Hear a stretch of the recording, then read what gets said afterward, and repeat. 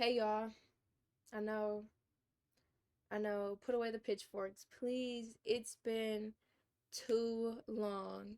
I've had a lot going on in my mind, in addition to a lot going on in my life. So I ask that you just please bear with me. This episode's gonna be a little different. Um, I kind of wanna reset the stage. And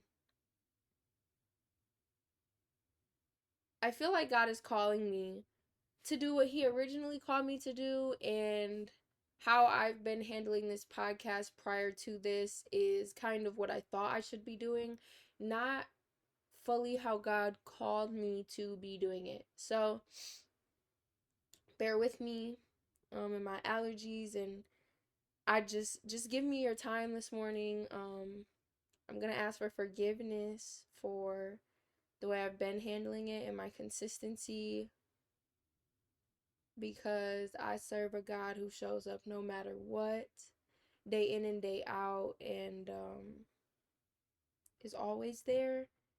And I feel like even though it's okay to go through things in life, I have not been a good reflection of that. And the way that he continuously shows up to me is the least I can do to get on here and utilize this platform to tell y'all all the good things he's done to me, and hope that it reaches your heart and encourages you, because I feel like a lot of us are going through the same things. So, yeah, hi. My name is Jasmine, and I am the host of this here podcast you're listening to, the Potter's Clay podcast. As you can see, my arm is in a brace. About 2 months ago, a little over 2 months ago, I was skating. If you know me, then you know, and I fell and broke my wrist. Right as I swore I was finna be getting into like a 6 week consistent uploading when it came to this show, that kind of knocked me off my pivot and made me face a lot of things mentally that I didn't want to face. It highlighted to me a lot of idols that I had. So it kind of set me spiraling for the past, I don't know, 8, 10 weeks. 10 weeks. So pray for me as I finally stopped procrastinating, stopped avoiding, and built up the courage to sit here and do this today.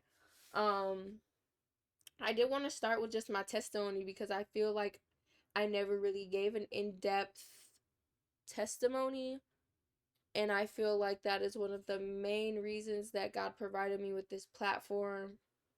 So bear with me as I bring you along in that. I got saved when I was in the third grade. I've low key grown up in church my whole life, not with my parents. I'm half white, half black. Just to preface, because culture matters. Um, I'm half white, half black, and I grew up in the city. Every weekend I would go to my mother's side, which is my white grandparents. And I'm only prefacing race for cultural reasons, nothing to do with anything else, but the impact that culture had on me is what one of the things that shaped me into the woman I am today. Okay. So I would go out to my mother's parents' house. Well, my mother's father and his wife, but his wife has been around my entire life, my mother's entire life almost. So she's my grandmother. So I would go out to my grandparents' house. I'm about 25 minutes out in a smaller, more rural town, country town. My grandfather had 40 acres, and they called it the farm. It used to be a farm prior to me being born, but as I grew up, there weren't any animals or anything. He did have a big pond with fish. Always had dogs, but he still had the barns, just no animals. 40 acres.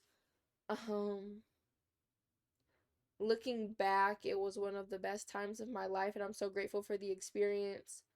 He had a wood stove. We would go out in the woods, and we would literally cut down trees, yell timber, chop them up, bring them back home to warm the house. It was a very grounding experience.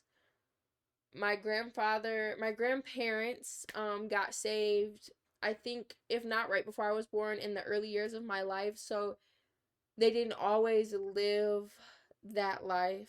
But once they did, boy, did they do it, okay? My grandparents went to church twice on Sundays. My grandfather went into the jail on Mondays. Went soul winning, which is knocking on doors. Wednesday nights, Friday nights for addiction recovery. My grandparents did it all. My grandfather drove the bus on Sunday mornings. Like they were involved. They were involved, right? It was a big old Baptist church closer to like the Saginaw area, which was about 20 minutes from my grandparents' house. And there was a mix of cultures, but it was predominantly a white church, right? And those were more in my like younger years, probably from like second grade to eighth. Okay. Um, More of the years when you were just going to church just because you were supposed to go to church. You didn't really understand the depth. You didn't really understand the impact. At least I didn't. The church I went to was also a school during the week. Um, they I don't know if y'all have ever been to a predominantly white church. Um, it's a lot more low energy compared to black churches. They were one of the churches where it was like, no tambourines, no hooting and hollering and jumping and running. Um, no fancy hats, nothing like that. It was kind of more just calm and collected. They didn't believe, I don't want to say didn't believe, but women didn't wear pants, women weren't in authority roles, things such as that, if you catch what I'm putting down. Very traditional, right? Which nothing wrong with that. Very traditional, but that's what I grew up in majority of my life on the weekends, right? And then during the week I would come back to my hometown and would do whatever I wanted to do. My parents weren't really into church that much unless it was a holiday. Christmas, New Year's, Easter. Yeah, we had a New Year service. I was in all of the little plays and the shows they put on, but not really understanding the impact of it, right? Um, in 8th grade, my grandfather and grandmother moved to Oklahoma. They felt like God was calling them to be to Oklahoma. If you don't know, there's a big Bible college, Heartland Bible College, I believe, in Oklahoma, in a big church. And they moved down there. They had a few people they knew down there. They had visited a couple times. They bought a house, moved down there. My grandpa started working at the Bible college, sold the farm, and my aunt stayed here. My aunt lived with them, y'all. Preface that my aunt lived with them. That was my girl. She lived with them, and when I went out there, I was with them, but I was with my girl, right? So my aunt bought a home closer to me where I live with my parents, and my grandparents moved down to Oklahoma. Now, mind you, one of the only reasons I was in church was because I was going with them every weekend. So 8th grade, that kind of fell off. My aunt kind of stopped going as well. Life just kind of got in the way, like it does with everybody, a time or two. Around 8th grade, I met a friend whose family was in church, right? Had a pivotal role in church. Me and the friend were extremely, extremely close. Now this was a black church, y'all. Now, mind you, coming from a white church my entire life, culture shock. Okay, the culture shock was real. Um, the tambourines, the big hats, the hooting and hollering, the running around. And when I say hooting and hollering, I'm not saying in a bad way, but that's what it is, right? Hooting and hollering. The Holy Spirit was activated in that building. And it was different for me. I sang in the youth choir there, did VBS, all of those things. But again, I had attached myself to a person who was in those things, and it kind of just fell into my routine. Doing it more so because it was fun, not for like an inner reason, right? Um, that friendship lasted for about 2 years as we went into high school. Things differed, right? But we kind of just parted ways. Um, or my freshman year. So I fell off once again going to church. And that was kind of me for my high school years. Kind of just doing whatever I wanted to do, right? Not like that. Like my parents didn't play that. One thing they didn't do was play that. But kind of just, I believed in God, but was I actively in communication? No. Did I know what it sounded like to hear his voice? None of those things, right? Which I feel like is relatively normal for a teenager. I feel like it's kind of hard to decipher in those years what's real and what's not, all these different things. So, fast forward to no, let's not fast forward. I just want to preface with throughout this time, my aunt never really found a church. She had a lot of things going on in her life. Um, but she still was in her word and she still was in active communication with God. And even though I didn't know it then, God used her to speak to me in so many ways when I was not even. He was the last thing on my mind. Um let's fast forward to 2022, a year after I graduated high school. I was in college. My grandparents were still in Oklahoma, but were planning on moving back because my grandmother's father's health was declining. Um, no, it had declined. He had passed. It had declined earlier in that year, in like late winter, early spring of 2022. He had passed. So they were looking at coming home because her mother was going to be by herself. And in October of 22, October 2022, my aunt passed away um in a car crash. And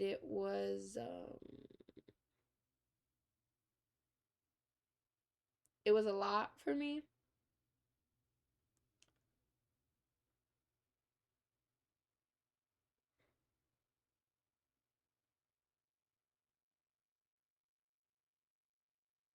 Yeah, it was a lot for me. She was only 45 years old, and it was completely unexpected.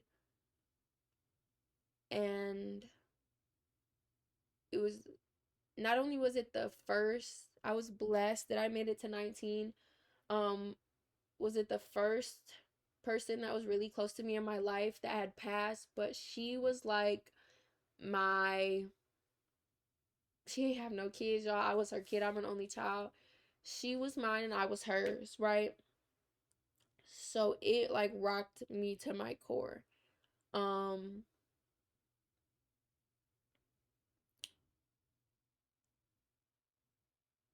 in earlier episodes when I talked about rock bottom, that was the lowest place of my life. I was angry, extremely angry, because I couldn't understand how her, out of all the people in the world, could have possibly deserved this. She was the one who attracted those who needed help, and she cared to them each and every time, even if it came at her own expense. She constantly was optimistic about things, even when you didn't want to hear it. Annoyingly so. And I'm saying that with gratitude now, but back then, annoyingly so. She was optimistic. Never allowed anyone to just sit in their anger and their sadness, but always tried to remind them of the things that they had to be grateful for, and showed up when she could, gave when she only had a little. She was just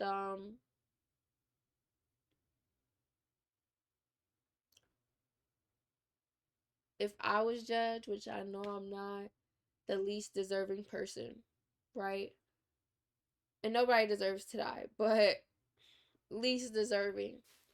So it brought me to that rock bottom, and I was angry at God. I had been going through a lot of things around that time as well. COVID happened when I was in high school. I also got I've been with the same long-term boyfriend since high school. And throughout my high school years, I kind of did the thing where you push your friends away because you're just so wrapped up in the relationship, blase, blase, right? And so I was going through a period of time where I kind of felt alone after high school because I was not headed down the same path that a lot of my peers were, which is okay. You know, I was in school and I was kind of on a mission. Like I said, my parents didn't play that, so I didn't do none of that recreational. I didn't do any of those recreational activities. Let your mind wander. Imagine what you want, right?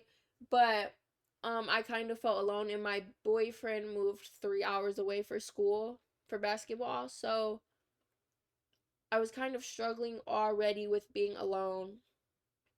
My household was a struggle sometimes when it came to conflict. Um, there was a point in time where I left the home and I stayed on my auntie couch for 2 weeks, y'all. Um, the week after I graduated. And this is just like transparency, right? There was a lot of toxicity within the home that I was already struggling to bear with, on top of not feeling like I fit into a group of peers, which is a struggle for someone at a young age, right? Especially being an only child, I feel like I kind of latched on to groups of peers because being an only child can be lonely. So,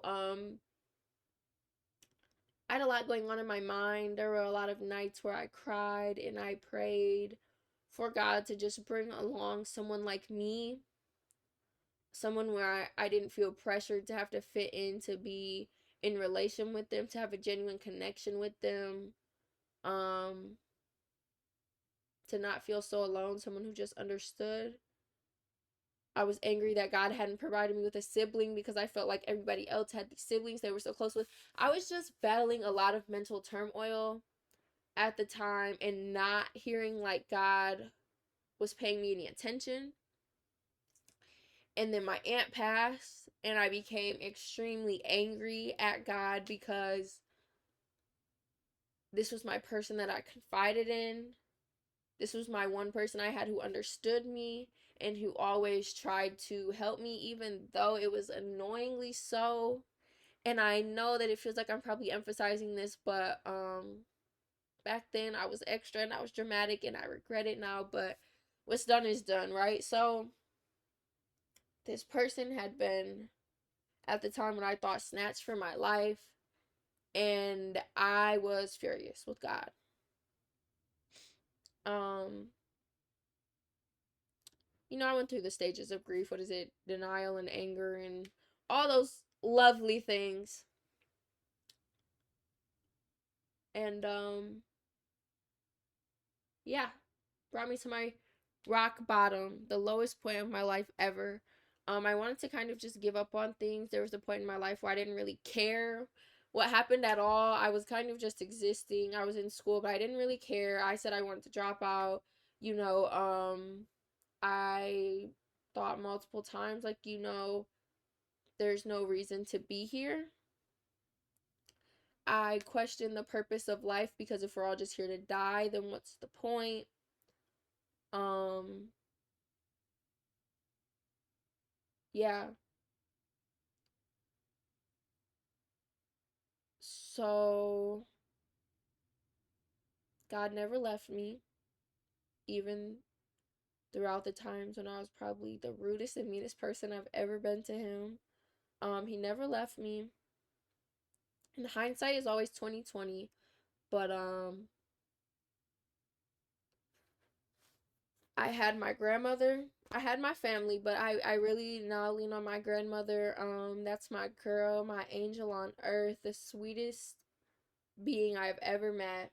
And God has and will and continuously blesses me with her presence in my life. I am eternally grateful for that woman, but as she lost a daughter, she was still one of the strongest supports that I had and that showed up for me during that time. And he used her as an encouragement. My Around that time, life started to get life was hard for like a good 2 years, y'all. Life was hard. People in the household were battling with some severe mental illness, and medication problems and just a lot of things. And was only 19, but I swear sometimes I felt like, and this is not to condemn, this is not anything, this is just me being transparent, because I know there are some people out there who may find this and listen to this and know exactly the feeling that I'm talking about. And I just want you to know that you're not the only person who has been through this and who has felt this, even if at such a young age. But I want to encourage you to continue pushing, because life has been such a blessing. But yeah, I felt like the adult in the household many a times. There were a lot of different situations that were going on. I was starting to have panic attacks and anxiety attacks, really struggling to cope with my emotions, constantly feeling like there was a wrecking ball just wreaking havoc. It was the devil's playground. Like the enemy was having a field day is what I felt like. I felt like, isn't it Job? I believe it's Job, y'all. Where I don't want to say God let the devil had a field day, but yeah, I felt like Job. I felt like Job, where, and to my recollection, the story of Job is how he had a lot going on, right? He was steadfast in his faith and he was strong, and the devil kind of came to God. This is just my recollection, and kind of was like, I bet you if I tempt him, I bet you if he goes through all these things, his faith will waver in you. And God said, like, you can put him through all these trials and all this suffering, but his heart will remain with me. And Job lost everything, his wife, his children, his home. He got diseases, like all of these types of things, and he was kind of going through this period. He also had these friends who was kind of like, oh, well, God must be punishing you because you did something wrong. An immense feeling of loneliness was cast upon him, and he didn't see the reason of life anymore. That was me. And it sounds very depressing, but it's true, and it's not depressing to me anymore. It's empowering. But that was me. So my people in my family were battling with mental health issues, extreme toxicity. I was trying to be the neutral one. I was trying to keep everything sane. I was trying. And it came with a lot of different feelings, nights when I didn't want to go home. Um, I felt like I couldn't breathe in my own household. So I wanted to leave, but I was grappling with guilt about leaving. Because if I'm the one keeping everything held together, what's going to happen if I leave? I didn't want to lose another person in my life. It was a lot, right? So I was going through all that for about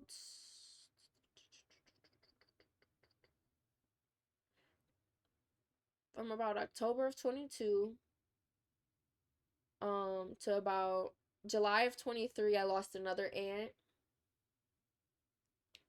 very young, to some medical problems. Went into the hospital for a procedure and just never came out. So there was a lot, right? And in fall of 23, my grandmother and I decided we wanted to try to find a church home. Let me preface by saying in December of 22, January of 23, my grandparents did move back up after my aunt passed. So they were back living with my great grandmother. They were in church, but it was different, right? I was a different person from when they left. So me and my grandmother want to find a church. No, I'm asking on Facebook who got the best church, things like that. A lot of recommendations came out. However, there's a church about 3 minutes up the street from my grandmother's house. And we said, you know what? Let's just see what it's about. So we went one Sunday. Um, and I've been going there every single Sunday since like September of 23, I think.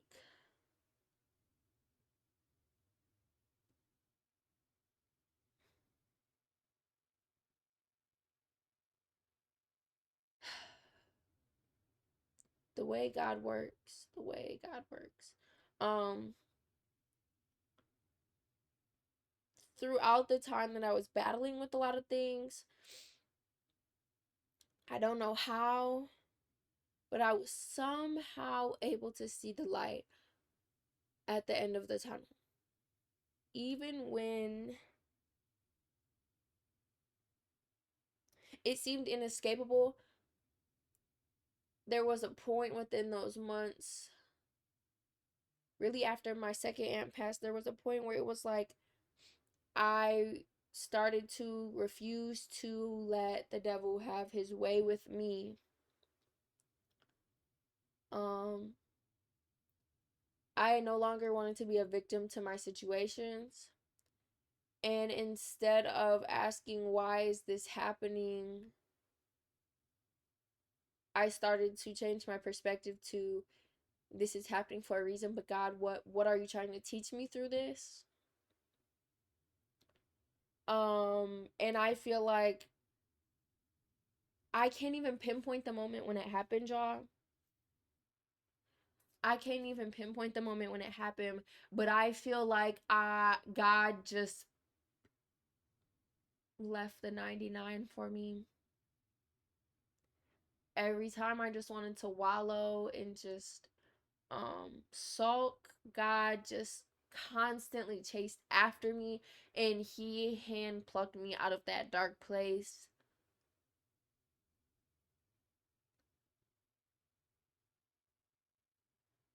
My spirit was nasty, y'all. Um my spirit was nasty. I worked in retail, and I was taking everything personal. Everything was a personal attack, even though these people didn't know me from a can of paint. Everything was a personal attack. I was just constantly waiting on the moment for someone to try me, like things as such, right? I was just angry. Even after I felt like I flipped this perspective to use all the things that were happening in my life as a fuel under my fire, as my motivation to do better, because I didn't want to fall into those same footsteps. My spirit was still just sour, extremely sour. Um, Started going to church, but it was you skip the music, you come in, you sit in the back row, and you leave before anybody says anything to you. However, the messages of my pastor seemed like he had been stalking me outside my window each and every day. He knew everything that was going on. How did he get into my mind? He must have put some type of contraption on my head as I slept. Like, I knew it was the work of God. I knew it was God speaking to me and calling me into assignment to get my life together, because he had more coming for me. He just needed to know that I was able to handle it. Um Started going to church, and my people started coming to church. At first it was me and my grandmother. Then my grandmother's sister started coming, so it was me, my grandmother, and my aunt. My mom would come every so often. My one of my friends that I grew up with for years started to come, and she lived an hour away, y'all. Like, he's the truth. Okay, God be using him. Well, God's the truth, but like he's like legit, you know what I mean? Then my boyfriend's little sister started coming, and then my boyfriend's mother started coming, and a lot of people in my life just begin to gravitate towards it, and that's when I realized that, you know, God was doing a work in this place. God was doing a work in this place. Um, yeah, my spirit started to change at work. I met one of my managers. I grew really close with him, and God was constantly using him just like he used my auntie. Just even when situations were terrible and I just needed space to vent, he was just that safe space for me, and he continuously, annoyingly, always tried to make me look at the positive and just, well, you could do that, you know, just, and I didn't want to hear that then, but looking back now, extremely, extremely grateful to have that man in my life. So, yeah, I've drawn closer and closer to God every day. You know, I started serving at my church after a while. I don't know if it was maybe 6 months or a year. Started serving at my church with my boyfriend's little sister. We started serving in one of the kids classes once a month, teaching the children. I got involved in a young adult group there, the Bridge. Shout out to y'all. Love y'all dearly. It was just able to build a community of faith, and just had something to look forward to every week that was finally filling my cup in ways that I felt like the glass was broken. Like, I was so drained, the glass was broken. And I finally got to a space where I realized the bigger picture. Everything wasn't a personal attack. Even from what I thought was God or the devil, everything wasn't a personal attack. It was trials I had to go through to be humbly brought to the feet of the Lord.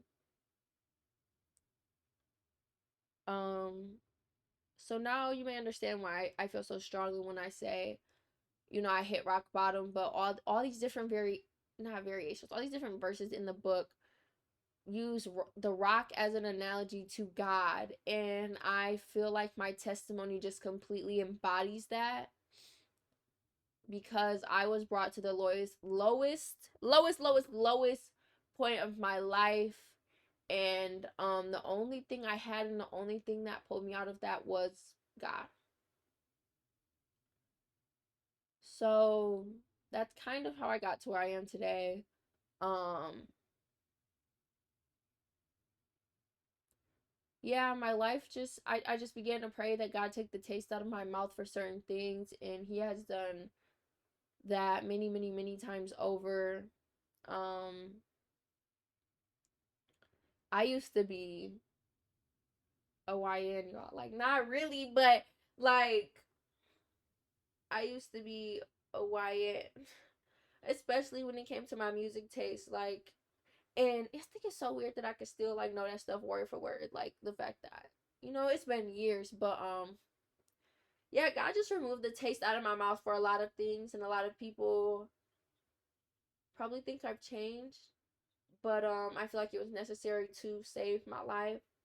I feel like God consistently used my aunt to save people, to help people. That a lot of people were like, well, how are you doing that for them people? Like, they clearly don't want help. Leave them where they're at. And I just could never understand why she put herself through so much trouble for these people, right? And then she went home to the Lord, went on went on down to glory, and I came to the revelation that even in her death, she was fulfilling an assignment and was still saving people. She saved me. And I don't want to say that her death saved me, but in a way, the Lord used that. She was still fulfilling an assignment after she was no longer here on this earth, of helping people who didn't think they needed to be helped, of saving people who, if they were God, would have just let me be, because I done tried too many times with you. Um I wholeheartedly believe that even in her death, she's the reason that I am here today. And I feel like, wow. Am I happy at the fact that it had to come to that? Absolutely not. But God will humble you. You don't want to listen, God will humble you. Um, so yeah, that's how I'm here. I am blessed to have been surrounded by people who are on the same mission, battling the same things, have created spaces for me to feel welcome, and friendships have been built, and just eternally grateful. And God has just been answering prayers. Because remember how when I told you I was 18 and 19 and would cry myself to sleep praying, God just surrounded me with some type of comfort, with some type of friends, with some type of people to just help me not feel so alone. Looking back with my spiritual maturity now, if God would have blessed me with some friends, I would have probably just succumbed to peer pressure just to not feel what I was feeling, just to feel what I thought was a void in my life. And all those times that I felt like God was ignoring me, He was protecting me from myself. Because now, 4 or 5 years later, y'all, He answered that prayer. That prayer was answered about a year ago. But He has continued to answer that prayer with numerous people that He has brought into my life. And I'm so grateful that He didn't do it just because I asked Him to back then, because I would not be, I don't believe I would be here, right?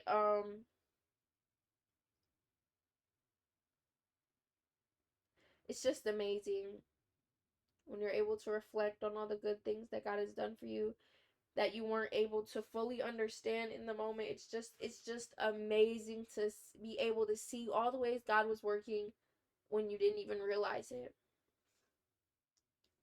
So yeah, now I'm here. I'm here. But the testimony continues, because each and every day I struggle. It ebbs and flows, right? And it's not, what ebbs and flows isn't my belief in God. What ebbs and flows isn't my gratitude. What ebbs and flows is my spark. What ebbs and flows is my intimacy.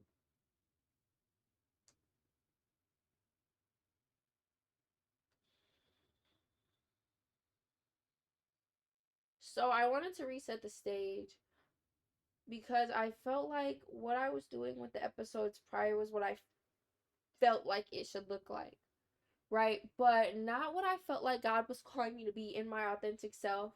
Um, if you know, you know, there's been a couple revival skates that I've been able to help kind of co-host, and I was able to talk to a woman that I thank God for, and she said that she had listened to a couple of my podcasts, and you know, I was asking for feedback, and she said the one thing that stuck out to her was just my authenticity and my transparency and how relatable she felt like it could be. And that was my main, that was the plot, y'all. That was the plot, that God was like, this is your strength, this is your thing that I want you to utilize. And I feel like I got lost in the plot. And I feel like, yeah, I was able to convey that, but I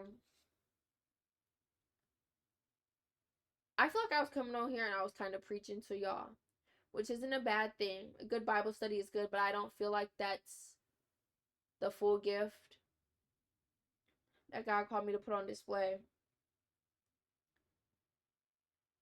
I feel like He wants somebody. That's why I've tried to make it more of like a relaxing, homey vibe, because I feel like He wants somebody he wants me to display who I am, and that's just somebody who is willing to yap, who is willing to dive into these deep conversations and these thought processes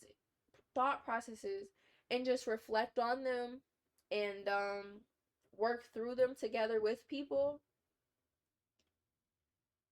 And I felt like I was kind of just trying to give advice and give a word and give something that was trying to plan out these things, right? And yes, I'm sure God used it for his good, but I feel like that's just not incorrect. It's just incomplete.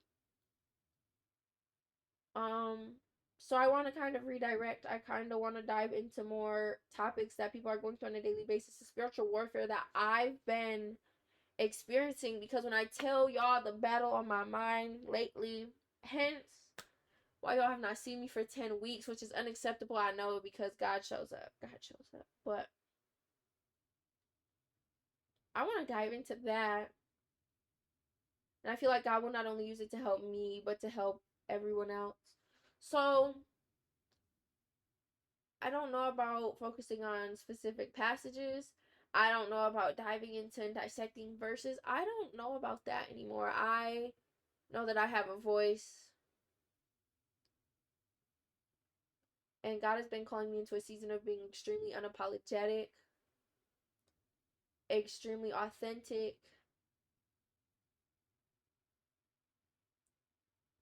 He's been calling me into a season of trying to dissect the fruits of the Spirit and exemplify those. He's been calling me to really dive into faith without works is dead, because your girl's faith is on point right now. In the season of my life, the faith is on point, but the works, he's been calling me to start being more grateful. Like, who was it, y'all?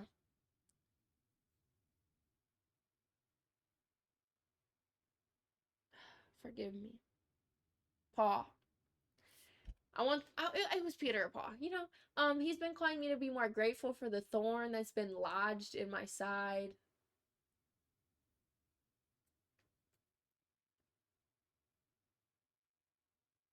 I've been going through a lot of revelations lately when it comes to my identity. I've been going through a lot of imposter syndrome, even though I know who my image is rooted in, power and authority and dominion and all of those things. I know, but wisdom isn't about what you know, it's about what you practice in your life. So I want to dive into those things with y'all. I want to just recreate the space and yeah. So that's my testimony. And I feel like I kind of just want to start with that.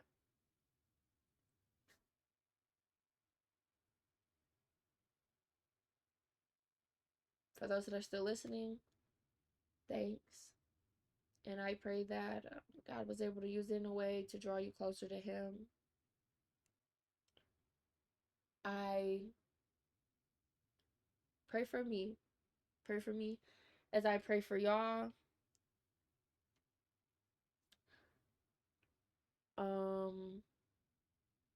I really want to bring it back. When I first started, my episodes was on spiritual warfare.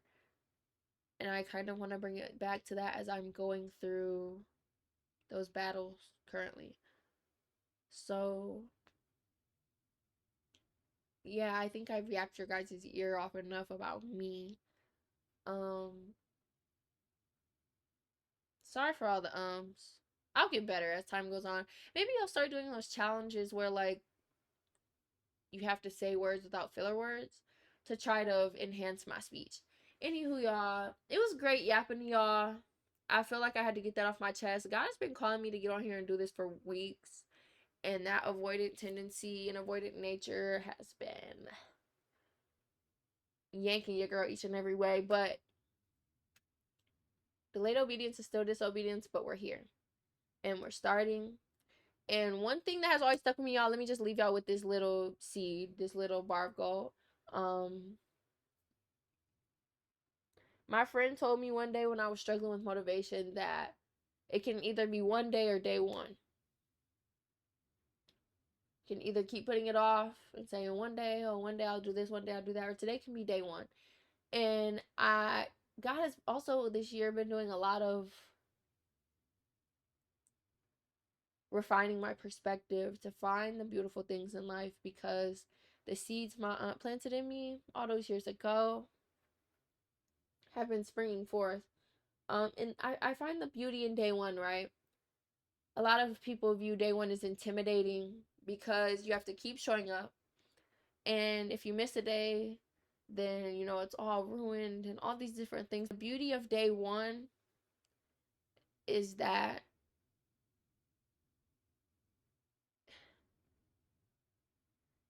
you can have multiple of them. You can restart and you can start over and you can rewrite the script, or you can reset the scene.